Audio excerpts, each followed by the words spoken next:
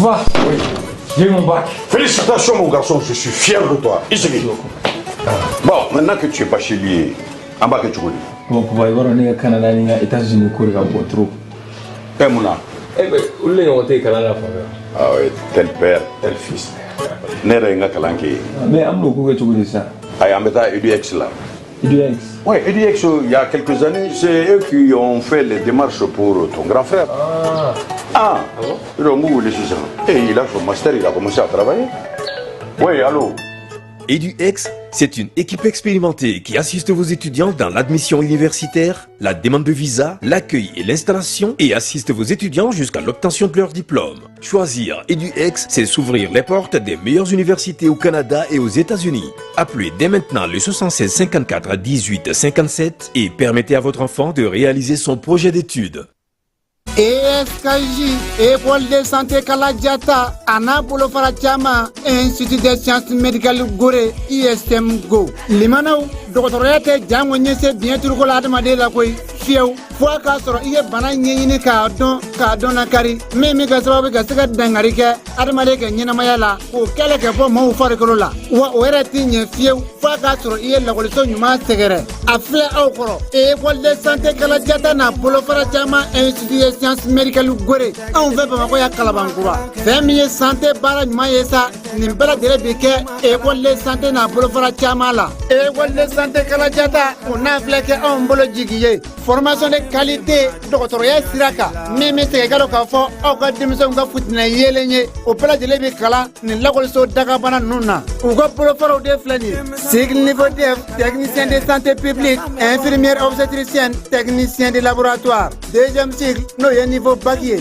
infirmier d'état, sage-femme, biologie médicale. Formation au Kofe, aide-soignant, Katafara Matronica, Nimpela de l'Edesledo, École de santé Kalajana, Boulofara Chama, Institut de sciences médicales Gorella. Aïwa, la collection, Annie la collection, Aya Sefa Jona, Akal la collection Inzagere, Yoni Jamaka Chaya, ou Togole de Clan vers Calabangouaya, Hôtel Wasulu Kofe de Choi, Walikele Negaduru Bamba, 76 45 85 40, non média 20 80 22 20. Kalan kalan, kalan ye siniya siniye. Dutigi, ni wari dafara e passé daka. Kasira dinamo. Sungalo, e kungolo ati. Dugu wari ko diba, fo dugu andugu. On wara tade. O koni kuma tala sa. E kasama moneto yi. I yere ta. Sita.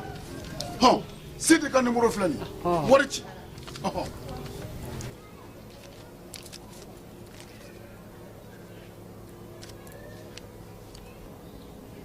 Wari sera.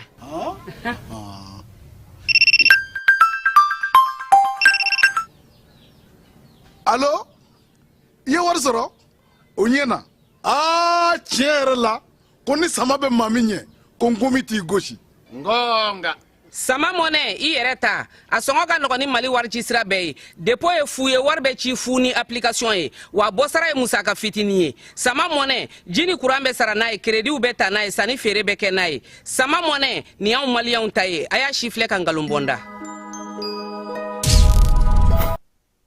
An ka ɲɔgɔn dɛmɛ ka binŋɛnikɛlaw ni maafalaw ni walijugutigilamaw kɛlɛ a y'anw dɛmɛ an k'aw dɛmɛ ka binŋɛnikɛlaw ni maafalaw ni walijugutigilamaw kɛlɛ n'a ye kunnafoni sɔrɔ binŋɛnikɛlaw ni maafalaw ni walijugutigilamaw kan a ye nɛgɛjuru ci dɛmɛso la nɛgɛjuru sira fɛ wari tɛ sara min na 80 fu ni fu 11 20 walima 80 fu ni fu 11 22 walima 98 17 76 75 ngo 98 17 76 45.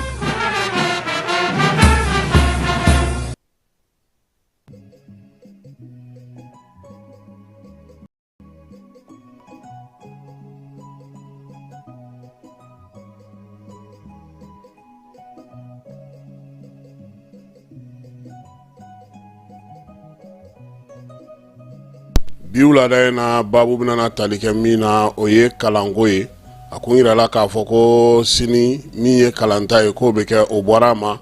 novembre kalo tile 4 o de sugandira ministeriso fɛ Mali ale sɔrɔngasiw bɛ wulikajɔ la yɔrɔ caman na nka an y'a ye k'a fɔ sɔngokaw fɛ bintarakɛ olu kan min bɔra o kɔnɔna na an bɛna o fana da o tulo kan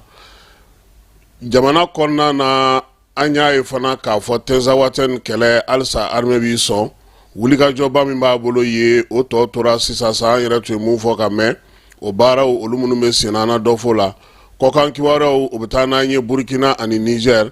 Wolomasiri tabaa dɔ ale tun bɛ Burkinakaw fɛ yen ale minɛna janfa min ni a yɛrɛ bɛna ɲɛfɔli kɛ aw ɲɛna la Niger Wolomasiri tabaa olu kɔni bɛ baara la duguma kosɛbɛ yaasa min ye lakana o bɛ se ka sigi cogo min Kɔmɔrikaw fɛ yen min ye muru turu jamanakuntigi la ko fara a sara k'a to kaso la k'o kɛra cogo di ale ni coupe numérique ni ORTM y'o den fa ni Tupac ka coupe o final min tana an na olu kɛ k'an ka kibaruya tɔ bɛɛ lajɛlen dafa wulada in na.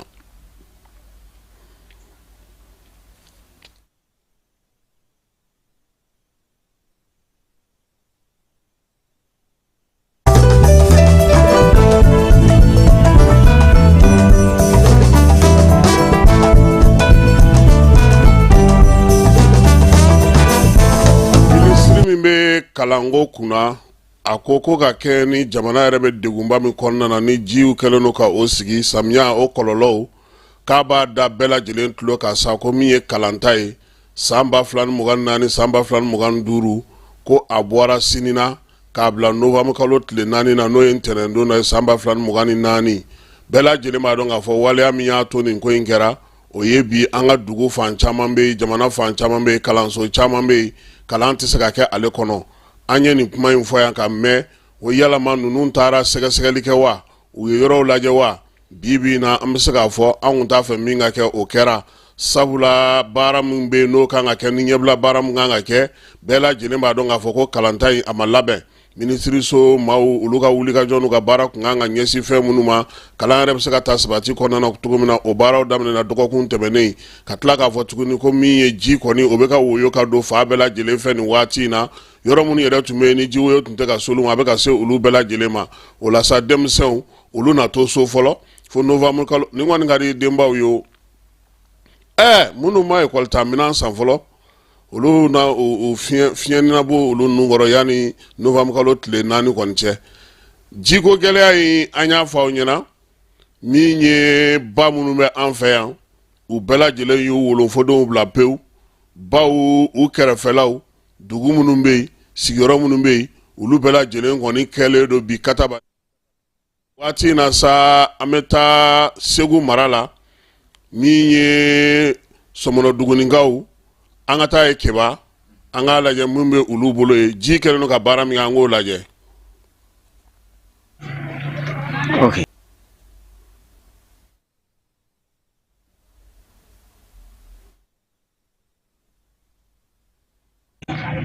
Donc ni ekɔliso kuru kɔnɔna ye vraiment kurun de an filɛ kurun de kɔnɔ de sisan pour que ka se ka je suis accompagné par Lamine Bari et ainsi que le secrétaire général de la jeunesse villageoise de Sɔmɔnɔ Duguni.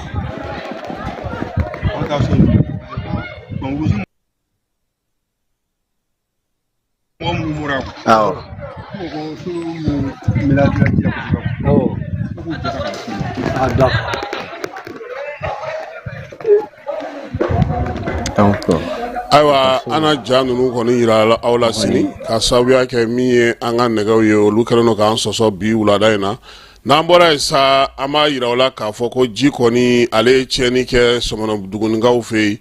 ale yɛrɛ dugu min don dugu in ale ye kilomɛtiri 23 o de bɛ ani Segu cɛ ani kɔnɔdimi ni ɲɔgɔn cɛ sa kilomɛtiri 3 o de b'a ni kɔnɔdimi cɛ ba dawolo don min ye dugu in ye ji ye tiɲɛni kɛ yen so 160 dugudenw ka fɔla o de kɔni tiɲɛna ji fɛ ekɔlisow ka taa se min ye misiriw ma kaburu do yɔrɔ fɛn fɛn bɛ ninnu ka dugu la kɔni ji ale tiɲɛni sera o bɛɛ lajɛlen ma u y'a yira sa k'a fɔ ko olu yɛrɛ tun ye fɛɛrɛ minnu sigi sen kan dugu in yɛrɛ kɔnɔna na n'o ye Sɔmɔnɔ dugunikaw ye u y'a ye k'a fɔ o si tɛ mago ɲɛ ekɔliso wo du wo kalanso wo min ye kaburu do ye o a bɛɛ lajɛlen a walankatalen don olu yɛrɛ y'a fɔ sansa ni y'u ka ekɔliso ye minisiri kun ko ninnu ka taa kalan kɛ filɛ nin ye ekɔliso kɔnɔna de ye tan Sɔmɔnɔduguni ale bɛ kɔnɔdimini kɛrɛfɛ kilomɛtiri 3 kilomɛtiri 23 o b'a ni Segu dugu kɔnɔna cɛ dugu min do fana bosodaga do han sabula min ye jɛgɛmɔnaw ye u sigilen do danganda la olu ka dugu do dugudenw yɛrɛ de filɛ sa ka kurun de ta ko u yɛrɛ ka dugu kɔnɔ yaasa ka se ka taga kin ni kinw na ani minɛn minnu bɛ yen n'u bɛ se k'olu ta ka se ka u mabɔ min ye ji a kana walankata ka taa dugu fantan ani 4 bɛɛ lajɛlen fɛ o baara de kɛlen filɛ nin ye nin dugu maaw u ye welewelemada de bila gouvernement ma k'u k'u hakili to olu la sabula ji filɛ nin ye ka tiɲɛni min daminɛ olu fɛ nin ye u tɛna nin ji in fori kuma dɔn nin ye ekɔliso direction fanfɛla ye a n'a kuru kɔnɔna nbɛda min bɛ yen ni an kun kan ka ekɔlita kɛ sini nin ye u ka secrétaire général ye mairie secrétaire général ale de ye nin ye tan filɛ kurun kɔnɔ nin ye dugu min fa bɛɛ lajɛlen kɛlen do ji ye ni maaw bɛ k'u yɛrɛ ɲini bi ni o ye ninnu ka fa ye Sɔmɔnɔduguni u kɔni ko ko gouvernement ka ɲɛ u ma koyi u k'a lajɛ u bɛ se k'u dɛmɛ cogoya o cogoya la yaasa u bɛ se ka bɔ nin degun in ale kɔnɔna na cogo min n'an bɔra Sɔmɔnɔdugunikaw fɛ yen an bɛ taa Tɛnza Watɛn Bamacɛwale n'u ka wale kɛbaw u taara nin waati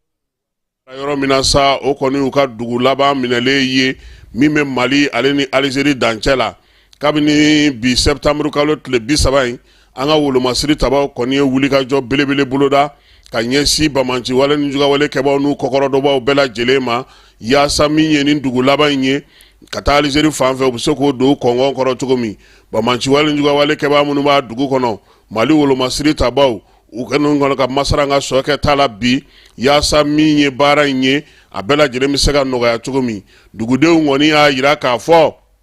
kabini bi tɛ armée kun ye wulikajɔ minnu boloda olu ye nɔ caman bɔ lafiya bɛ kana dɔɔni fanw fɛ min ye Tɛnza yɛrɛ n'a lamini bɛɛ lajɛlen kɔnɔna na maa minnu bɛ yen n'olu sen tɛ ko la olu kɔni bɛ ka se k'u ka baara kɛ nka min ye Bamacɛni ni Jugawale kɛbaw ye olu kɔni kɔlɔsilen do kosɛbɛ o de la sa nin dugu laban in n'o taara sa Mali yɛrɛ kan ka baara tɔ minnu kɛ olu na timɛ n'an b'o la waati min ye Dɔngɔnɔdugu kɔnɔna na bingali kɔni a bɛ yen kunun ko yɔrɔ caman bɛ yen fo ka taa se dugu 3 ɲɔgɔnna ma olu bɛɛ lajɛlen dugudenw ye an wele k'a jira k'a fɔ ko bingali kɔni taara ka ɲɛsin u ka duguw ma yɔrɔ min bɛ yen n'o ta juguyara kosɛbɛ o ye Sɔngo ye Sɔngokaw olu ye min fɔ an ka jɛ ka o lamɛn u yɛrɛ k'a lakali waliya in kɛra cogo min na bɛɛ bɛ se k'a lamɛn cogo min.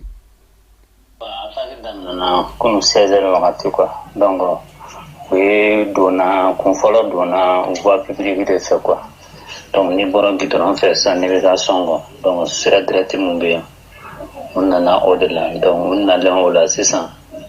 donc dugumɔgɔw bɛɛ y'u ɲɛsin yen nɔ quoi donc k'u kunbɛn donc u tora kisɛ ci la u bolila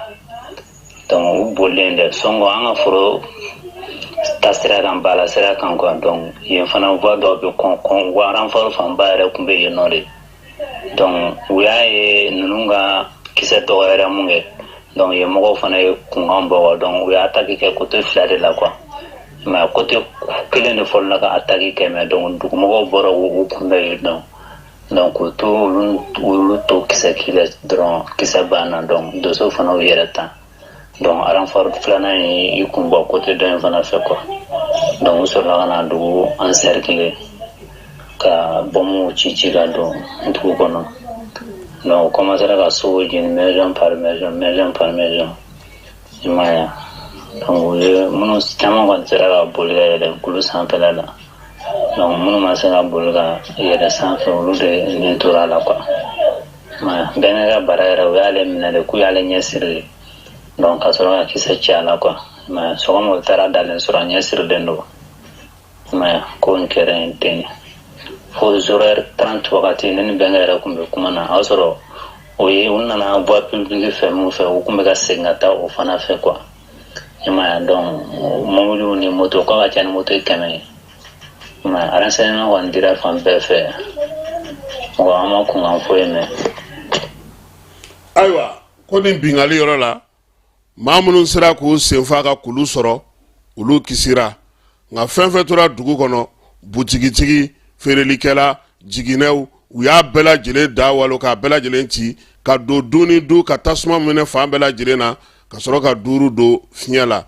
n'an bɔra yen Mali ale ni AES jamana tɔw u tun y'a yira diɲɛ seleke naani na k'a yira k'a fɔ ko min ye Ukraine ye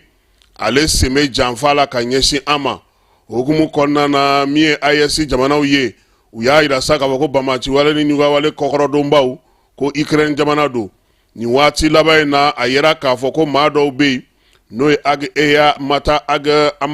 Atubi ye olu maa fila sa olu kɔni k'olu ni jamana ninnu bolo bɛ ɲɔgɔn bolo olu yɛrɛ de bɛ k'a to bi bamaciwale ɲugawale kɛbaa ninnu u ka se ka tɛmɛ Moldavie fɛ k'olu ka passeport k'o dilan k'o d'olu ma teliya la yaasa cogo min na ninnu bɛ taa kalan kɛ Ukrainekaw fɛ yen ka sɔrɔ ka na wuli ka jɔ o boloda anw kan yan nin waati laban ninnu na an ka maaw fana sɔmina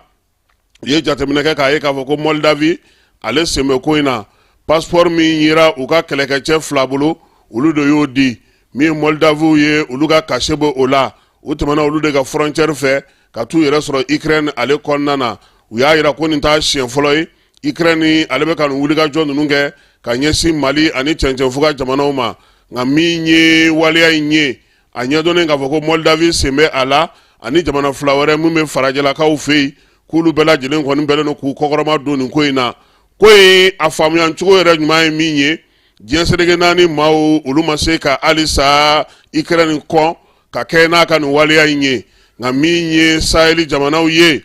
n'o ye Mali Burkina Niger ye olu yɛrɛ fana y'a yira k'a fɔ k'olu kɔni sigilen don saka ninnu kɔnɔ yaasa baara mun bɛ yen n'u bɛ se k'o kɛ k'u ka jamanaw lakana u n'o kɛ banbanciwale jugawale kɛbaw n'u kɔkɔrɔdonbaw k'u k'aw sigi a kan k'a fɔ ko olu fana tɛna na u daga sunɔgɔ tuguni i n'a fɔ ɲɛmaaw ye min fɔ Nations Unies na Bamako yan kalanso min bɛ yen n'o bɛ journalisiya kalanko kunna n'a bɛ fɔ o ma ko école de journalisme ale bolofara sabanan ni naani na a bɛ fɔ min ma sa ko 3e ni 4e promotion olu fila bɛɛ lajɛlen bɔra nin dɔgɔkun in kɔnɔna na min ye Aissata Cissé ala ka hinɛ ale la ani Cheikh Mokhtar Jara ni ale yɛrɛ kɛra AMAPU directeur fɔlɔ ye olu kɔni de taara sa ka denmisɛnnin ninnu k'u ka promotion tɔgɔ da o la maa mafalen caman tun b'a kɛnɛ kan an ka kunnafonidi minisiri kɔrɔ Gawusu tun bɛ yen min ye kunnafonidi minisiri min bɛ an ka kunnafonidi minisiriya la bi o fana tun bɛ a kɛnɛ kan ka taa fara min ye kalanso in a kalandenw a n'a karamɔgɔw n'a a ɲɛmaaw bɛɛ lajɛlen u bɛɛ lajɛlen kɔni u cɛsiri kɛnɛ in kan yaasa baara min bɛ yen baara in ka se ka kɛ ka se fo a dan na ekɔliden minnu filɛ nin ye n'olu kɔni kɛra journalisiw ye olu ka journalisiya baaraw olu bɛɛ lajɛlen bɛna sigi sen kan u ka jɔnjɔnw n'u ka fɛnw dilen kɔ u ma a yirala bɛɛ lajɛlen na sa k'a fɔ ko min ye nin kalanso in ye ale yɛrɛ Mali tɔgɔla ekɔliso fɔlɔ sigilen ye sen kan ekɔliso min n'o o b'a to baaraw bɛɛ lajɛlen bɛ se ka kɛ bi kunnafonidi kalanw bɛ se ka kɛ a bɛ fɔ minnu ma ko journalisme o kalanw bɛ se ka kɛ min ye hali ka taa se communication ma o kalanw olu bɛɛ lajɛlen fana bɛ se ka kɛ an ka jamana kɔnɔ bi maa minnu bɔlen filɛ nin ye sa u kɔni ko olu n'u ka taasibila u ka bonyamasegin an'u ka miirina kɛ journalisiya kɔnɔna na ka kɛ ni Aissata Cissé ye ale ni ala ma hinɛna Cheikh Mokhtar Jara ale la ale min ye AMAPU directeur ya kɛ kunnafonidila caman o fana tun bɛ kɛnɛ kan wulubana o kɛlɛli o ɲɛnɛmayara an ka jamana kɔnɔ yan Mali kɔni y'a ja sara k'a fɔ ko min ye ɲinansan kɔnɔna na ye u na fɛɛrɛ tigɛ 100 sarada la 70 o ka se ka kɛlɛ wulu kɛlɛ la an ka jamana kɔnɔ o la sa o kɔrɔ ko wulu kɔni min ye 94 ye ani 500 olu de bolo k'an ka ci pankuru min bɛ yen ni a kuma cayara n'o ye an ka jamanakuntigi ka pankuru min sanna o kiiri bɛ sen na ale ni minɛn minnu sanna ka di an ka wolomasiri tabaw ma kiiri don 4 na juma tɛmɛnen min ye baaraw ye olu kɔni tolen don sen na kiiri tigɛlaw olu bɛ fɛɛrɛ ni dabali la yaasa ka se k'a yira k'a fɔ ko min ye dunko juguya ni yuruguyurugu ko kɛra ni minɛn ninnu sanni na min ye kow ye olu daminɛna ni pankurunko ye pankurunko min ye hakilina jiginna o ye k'a yira k'a fɔ sa ko min ye jamana yɛrɛ ye ale tun b'a fɛ ka pankuru ale tun ye pankuru de san ka di jamanakuntigi o ma o tɔgɔ la ani wolomasiri tabaw olu ka minɛnw maa min bɛ u bolo ni ɲininkaliw bɛ ka k'o la nin waati in na o ye Fili Sisogo ye n'ale bɛ Bɔrɛlakaw ka sigi la a ba sigilen a ɲɛma jɔlen ko tigatulu ale kɔni ye ɲininkaliw olu kɔni jaabili daminɛ a ko ko ale bɛ min f'u ye a dɔnko tɛ nin ko in na koyi ale kɔni ye jamana ka wari marala ye jamana ye wari minnu fɔ ani musaka minnu fɔ ko ka kɛ ka minɛn minnu san ale ye olu fɔ fili y'a yira fana k'a fɔ ko bɛɛ kan ka min dɔn bɛnkan sɛbɛn min bɛ yen n'o kɛra ka minɛnw san ni o sɔrɔla société tɔgɔla société min n'o ye Guillosari ye ko ale yɛrɛ y'o y'a ɲɛna kalo kelen yanni a ka di ale ma sɛbɛn in ko a fa sirila maa min fɛ ni o y'a tɛgɛnɔ bila sa o ye Alama hinɛna Sumaworo Bube Mayiga la ale tun ye Wolomasiri Tabaw ka minisiri a waati la a ko ko min ye bɛnkan in ye bɛnkan in yɛrɛ kun b'a yira sa k'a fɔ Guillosari sefa wari miliyari 69 o ka di ale ma ale ka Mali sɔrɔdasiw ka minɛnw san minɛn minnu don mun ni mun de bɛ a la u y'a yira sa ko min ye militaire minɛnw bɛ a la minisiri min bɛ yen n'o y'an ka minisiri n'a bɛ sɔrɔ ko kunna a ko ko ale yɛrɛ kɔni tun ye min jate k'o dɔn ko sefa wari miliyari 33 ko musaka ninnu bɛɛ lajɛlen tun kan ka kɛ o ye minɛn jumɛnw ye donfiniw b'o o la dalifiniw b'o o la n'u bɛ bɔ o finiw b'o o la fo ka taa se u ka dumunikow ma ko min ye u ka fɛn kɛrɛnkɛrɛnnenw ye n'o ye baloko ta nasira ye o tun kan ka bɛn sefa wari miliyari 21 buruburu 7 ma ko min ye minɛnw ye n'o ye mɔbiliw ni motow ye ka taa se bolimafɛn minnu bɛ boli ma sa ko olu kɔni tun kan ka taa se sefa wari o de ye sefa wari miliyari 21 ye o fana tɛmɛnen kɔfɛ sa minɛn minnu fana tun bɛ n'o ye taabolo filanan ye o tun ye miliyari 7 ani buruburu 8 ye ko in taabolo filanan fanba belebeleba yɛrɛ la sa ko tun bɛ bɛn sefa wari miliyari 4 ani buruburu 4 ma madame Fili Buare ale ye nin lakali kiiri tigilamaw ye nka nin bɛɛ la min ye tribunal ye ale dabali banna ale ko kumana o Fili e nin bɛɛ kɛ cogo di e ko k'e sema ye nin si la min ye ministre de finance kɔrɔ in ye a ko ale kɔni ye protocole in ye a ɲɛna n'o ye bɛnkan sanni sɛbɛn in ye ale y'a dɔn k'a fɔ ko a dilara Guillosari tɔgɔ la o yirala ale la ale kun y'o ye nka k'a fɔ ko ale de kɔni ye a labɛn wa ko ale m'a labɛn dɛ ko ale kɔni sɔnna k'a wari sara kun min na ko sabula an ka Wolomasiri Tabaw kun mago bɛ minɛn na u kun teliyalen don sabula bamanciwale ni juguwale kɛbaaw kun firilen don u kan min ye kiiri ɲɛmaa ye a ye Fili ɲininka ko tuma na o ko mun yɛrɛ de bɛ e degun sugubulon in sigili la n'o ye sɔrɔdasiw ka minɛnw sanni ye a ko ale ka degun yɔrɔ ye min ye k'u y'a kɛ ko k'a sɔrɔ k'u m'a sara ale la nka ale sen donna a wari sara de la Fili a ka laseliw senfɛ fana a y'a yira k'a fɔ ko kɛcogo yɛrɛ ani ko bilacogo ɲɔgɔn kan o m'ale kun minɛ nka a y'a yira fana k'a fɔ ale kun tɛ se ka ban sabula min ye an ka sɔrɔdasiw ye olu mago tun bɛ minɛnw na min ye sɔrɔdasiw ye olu kun fɛn minɛnko gɛlɛya kun bɛ olu la o de y'a to ale ye nin ko in teliya tribunali ɲɛma o y'a ɲininka ko yalama o ko nin bɛɛ lajɛlen na e ye sefa wari miliyari 100 min bila kɛrɛfɛ ko k'o k'a ko garanti k'o nana cogo di Fili ko garanti nana cogo min na k'ale y'o kɛ yaasa min ye protocole baara ye a ka se k'o kɛ k'a sɔrɔ a ma i bolo lase jamana ale wagande ma kuru y'a ɲininka o la o ko kumana o ko garanti ani o fɛn ko yalama k'o tɛ surfacturation ye wa Fili ko k'o tɛ surfacturation ye dɛ ko sabula ko o dulonnen don contrat in na a ka se ka kɛ ka ɲɛ min ye Wolomasiri Tabaw ka minisiri ye ale ka se ka baara kɛ ka se ka banki compte dɔ sigi banki dɔ kɔnɔna na yaasa a ka se ka musaka in ta ka baara kɛ ni a ye Fili y'a sinsin min kan a ko ale ma bɔ surfacturation kalama dɛ ale kɔni ma bɔ yurugu ni fɛn wɛrɛ kalama wa ale m'a dɔn fana k'a fɔ ko sɔngɔ yɛlɛ ni sɔngɔ jigi ko yɛrɛ a ko la Wolomasiri Tabaw ka minɛnw olu sanni na nka ale bɛ min dɔn sugubulon min da yirala ale la baara kɛra cogo minnu na ale y'olu lajɛ nka président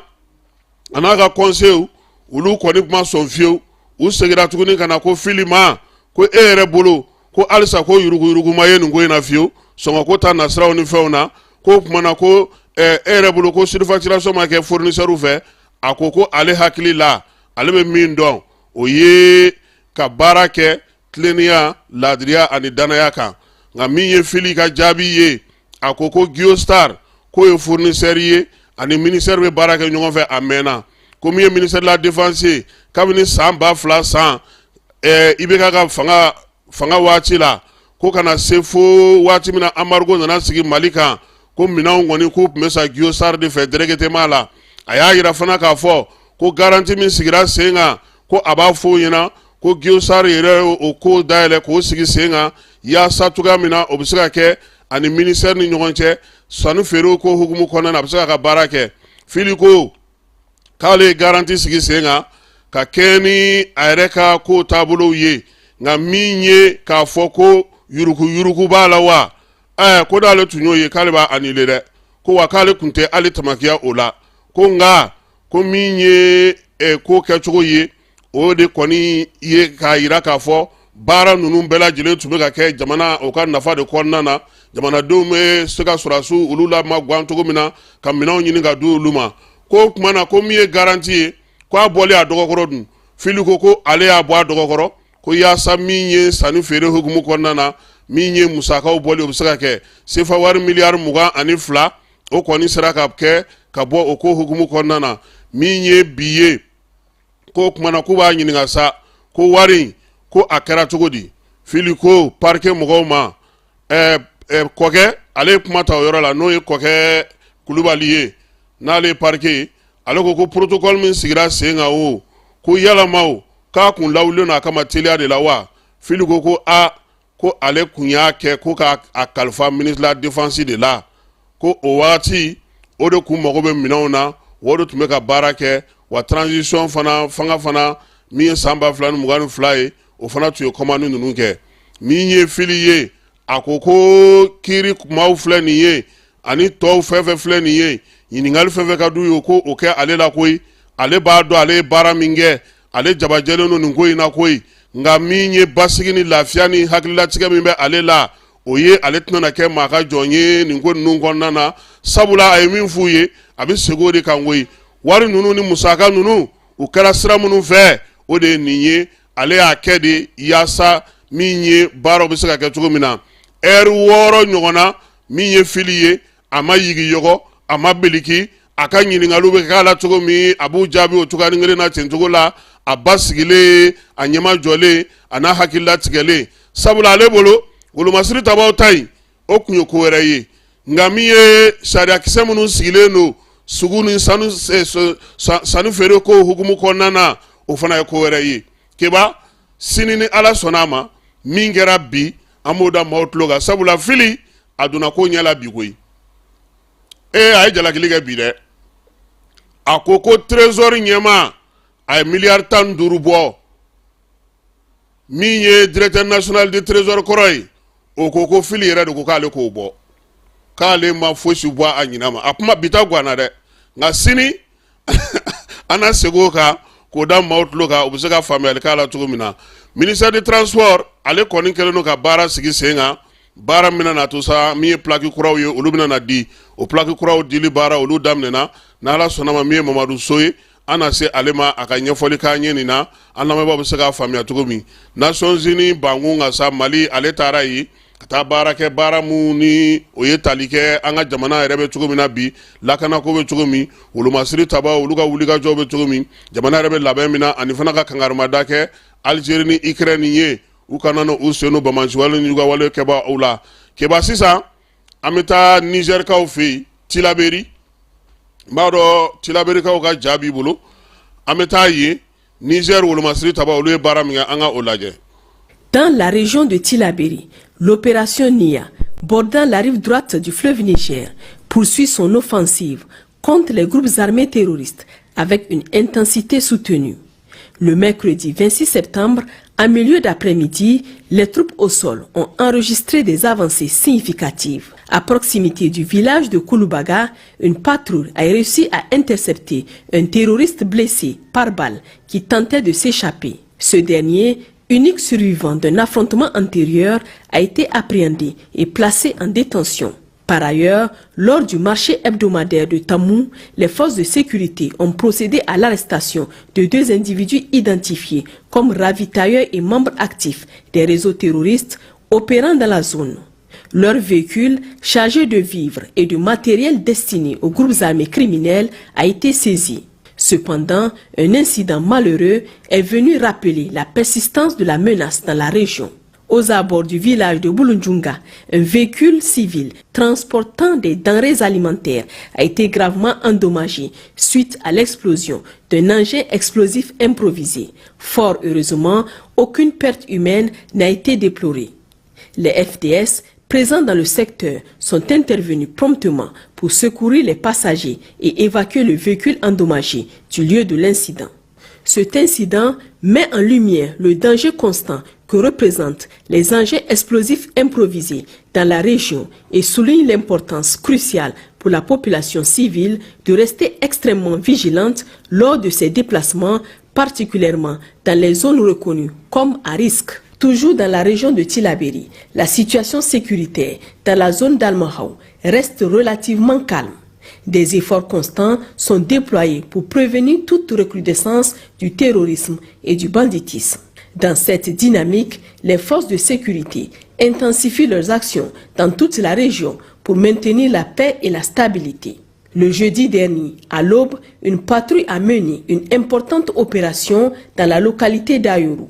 La fouille minutieuse d'un camion en partance pour le Mali a révélé une importante cargaison illicite comprenant 225 briques de chanvre indien ainsi que plus de 68 000 comprimés de substances dangereuses. Cette opération a permis non seulement la saisie de ces drogues, mais aussi l'arrestation du chauffeur et de son convoyeur, ouvrant la voie à des enquêtes approfondies sur un réseau criminel plus vaste.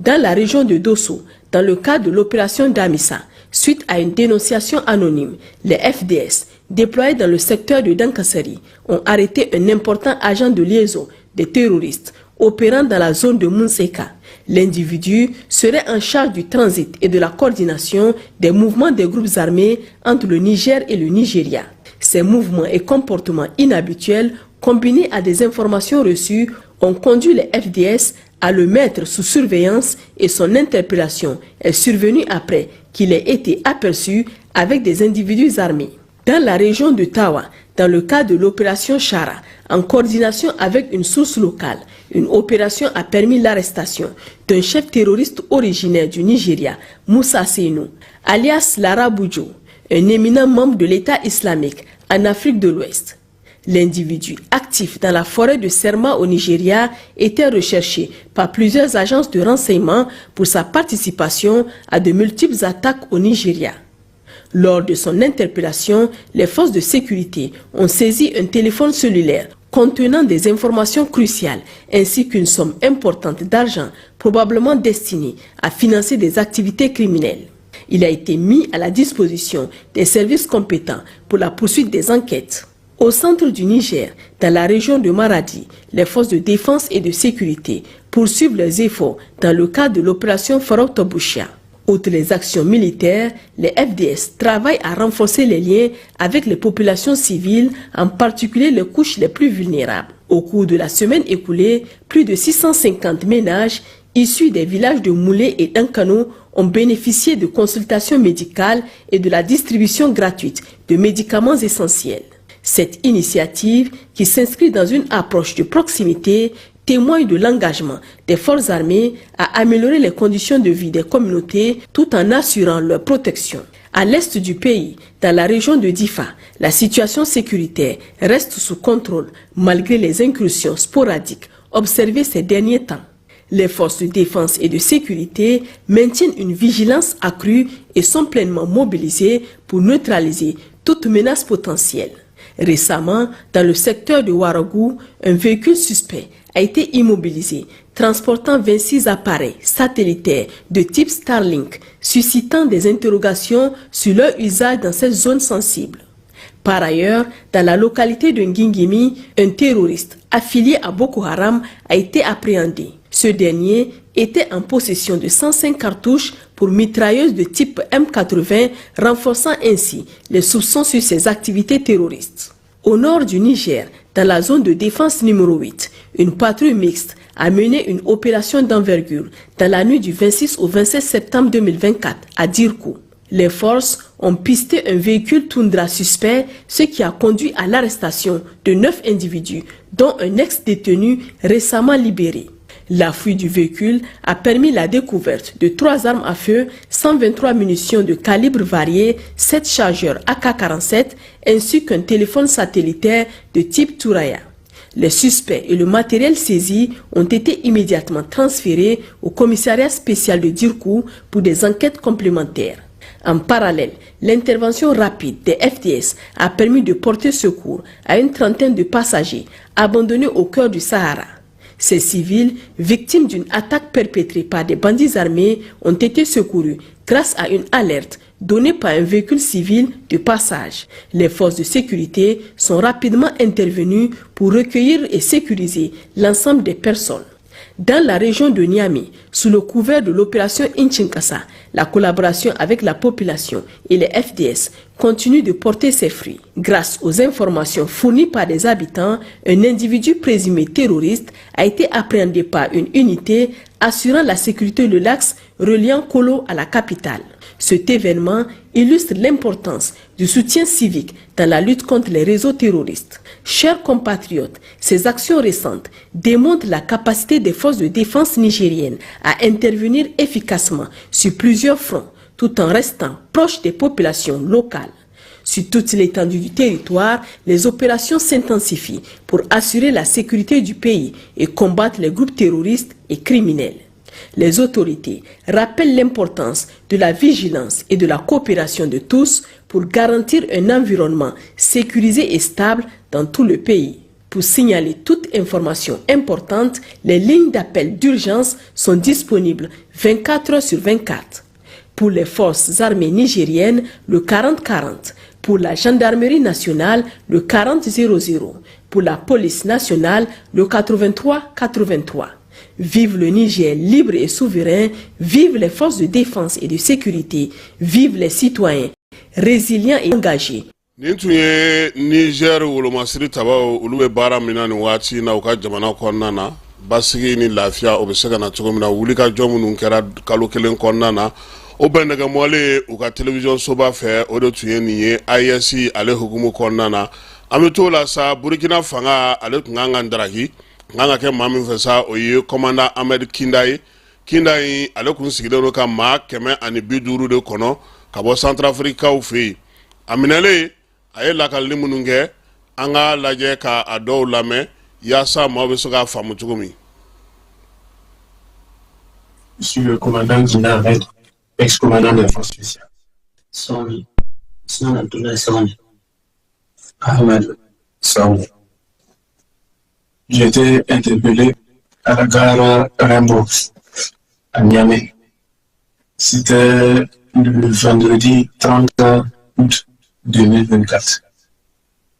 Ce qui était prévu, c'est que Ousmane m'accompagne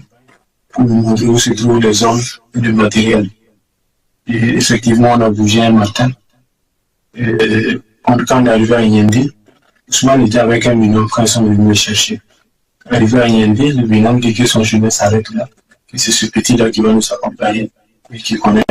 tout le nécessaire. On a roulé de Yendi pendant pratiquement 24 heures jusqu'au terminus du bus Malamville,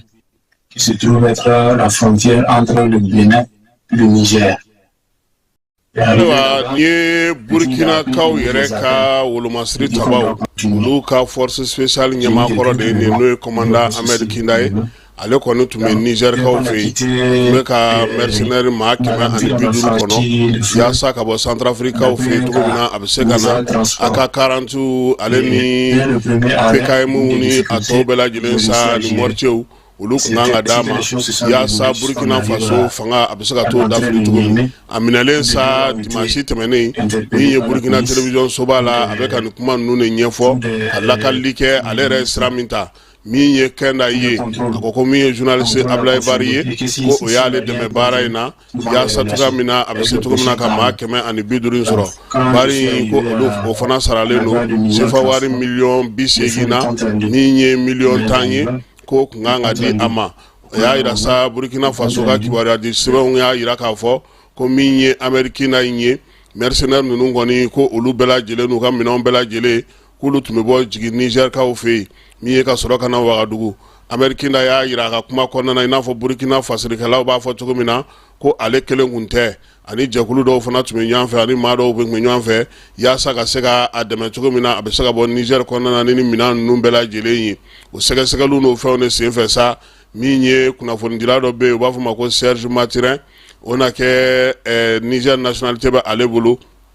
waati in na so dɔ tun bɛ ale bolo ale y'o so in ta sa yaasa ka se ka maa fila minnu kan ka u dɛmɛ u ka baaraw la k'olu lajigin o so kɔnɔ o de hukumu kɔnɔna na sa min ye taa ni ka seginw nalen caya sigana nana kɛ fo tɛgɛ nana da ale kan tɛgɛ dara ale kan kuma min na ale yɛrɛ ka sɔrɔ ka bɔ ni kuma tɔ ɲɛ ye sa ka se ka lakalili kɛ lakalili minnu ni olu de filɛ nin ye n'a y'a yira k'a fɔ ko ale yɛrɛ tun bɛ ka baara minnu kɛ wulikajɔ minnu tun bɛ a bolo a tun b'a fɛ ka baara kɛ cogoya minnu na k'olu bɛɛ lajɛlen kɔni danganiya Nations Unies ale ɲɔgɔn ye kɛnɛ kan min ye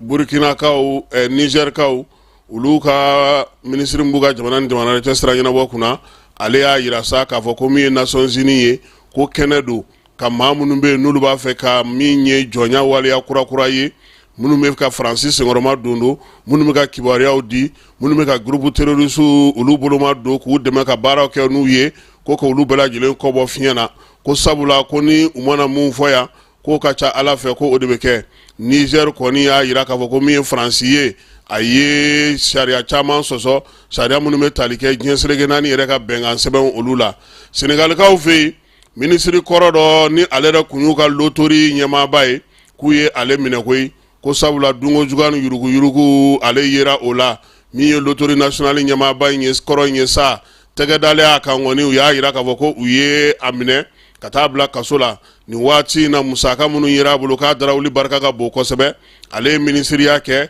ka tila ka lotori national k'o ɲɛmaya fana kɛ a ka sɔnnadenbaga o de ye kibaruya ninnu di kunnafonidilaw ma wɔlɔfɔw olu fɛ yen République démocratique du Congo